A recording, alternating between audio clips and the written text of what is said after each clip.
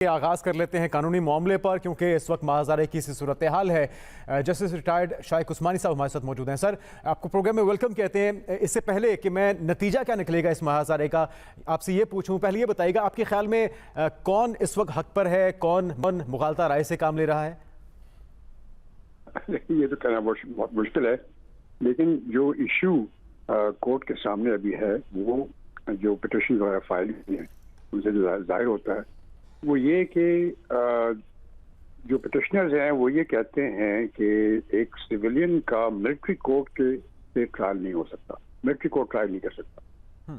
और फिर वो ये कहते हैं कि चूंकि जो पाकिस्तान आर्मी एक्ट 1952 है उसमें एक प्रोविजन है section 21D(1) and 2 Roman 1 and 2 जिसके तहत के मिलिट्री कोर्ट की इजाजत है, आइन इजाजत देता है, अगर ये कानून इजाजत देता है।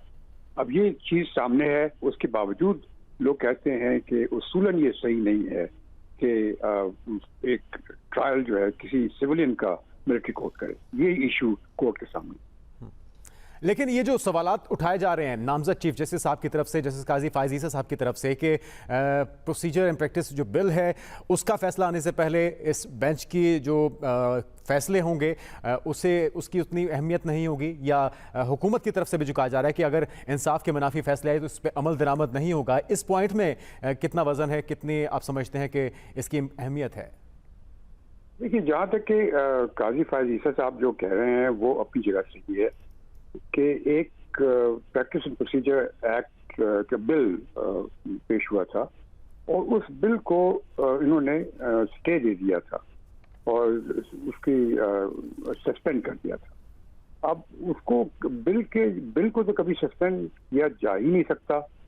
आप एक्ट कोई है उसको आप सस्पेंड कर सकते हैं, लेकिन बिल की तो कोई हैसियत ही नहीं होती, उसको आप कैसे सस्पेंड कर सकते हैं।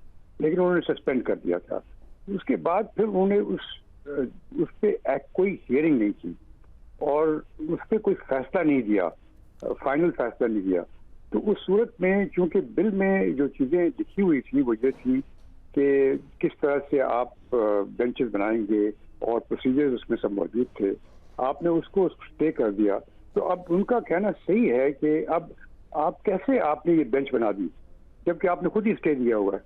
ये उनका बिल्कुल कहना सही है और वो ये कहते हैं कि चूंकि आपने ये किया इस वजह से आप ये जो बेंच बनी नहीं सकती।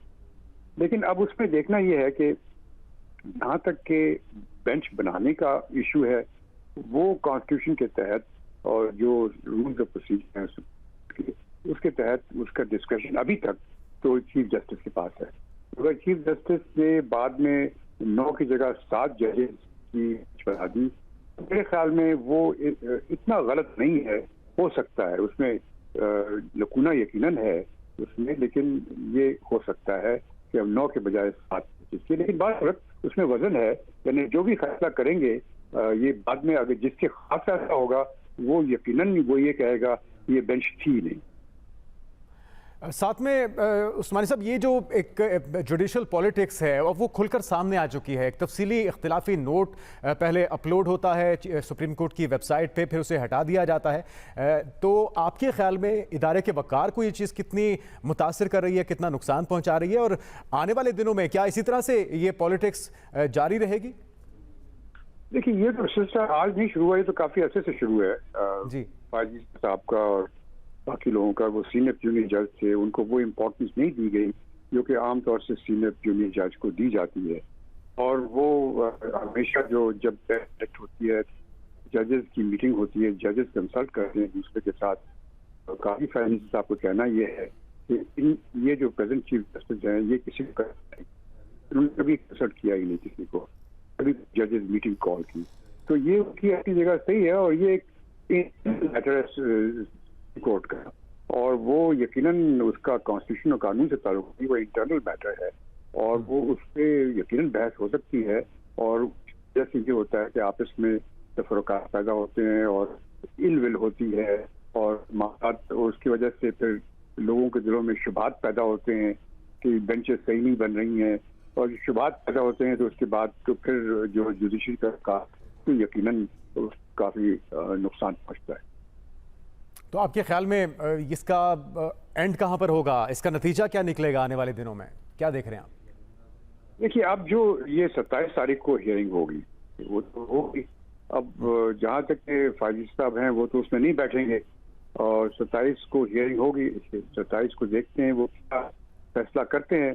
अगर तो वो फैसला ये करते हैं कि ठीक है, जो आर्मी एक्ट है उसको हम कदम नहीं कर सकते, क्योंकि जो इंडिकेशन अभी आई है, जो कल परसों जो मैंने सुना है, वो यही है कि वो कह रहे हैं कि हम उसकी जो प्रोविजन है कि आर्मी कोर्ट्स जो है वो ट्राई कर सकती हैं चंद वजूहत के बिना पर, उस पर हम नहीं चाहते बहस करना। सिर्फ ये इस बात से बहस करना चाहते हैं कि आया एक सिविलियन जो है उसका ट्रायल हो सकता है मिलिट्री कोर्ट से कि नहीं हो सकता।